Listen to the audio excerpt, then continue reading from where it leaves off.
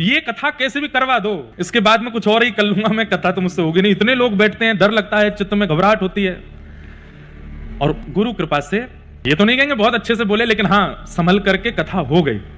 और मैं आंख बंद करके बोलता चला गया। थोड़ी देर बोलने के बाद जब आंख खोली तो सामने बैठे हमारे पूज्य रमन रीति वाले महाराज जी भावुक चित्त में बैठे थे और ऐसे नीचे से इशारा कर रहे थे, वाह कितना सुंदर आनंद। लेकिन अब समझने वाली बात, चित्त में अभिमान आ गया।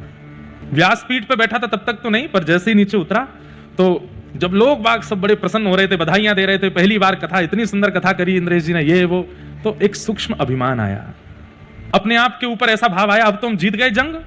और देखो मैंने क्या सुंदर करके दिखाया। मन में ये तक भाव आ गया कि पूज्य पिताजी महाराज ने भी अपनी पहली कथा में इतना अच्छा नहीं बोला होगा जितना मैंने बोला। अभिमान आया। लेकिन श्रेष्ठ जन चेहरा पढ़ लेते हैं।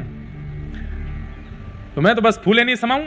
हमारे जो मित्र आदि थे और जो घर के सदस्य सब गले लगावे, और मैं सबके गले लगूं, जबकि होना ही चाहिए, सबके पैर छीने थे। भाई पहली बार कथा की है, तो किसी के पैर वैर नहीं, सबको गले लगाऊं। देखा कथा कितनी बढ़िया करी, कितना अच्छा बोला। मैं अपनी आप बीती बता रहा हूं, कहीं आपको ये ना लगे कि बाहर की बात कह रहे। मैं स्वयं का बताता हूं कि मुझ में एक सूक्ष्म अभिमान आया।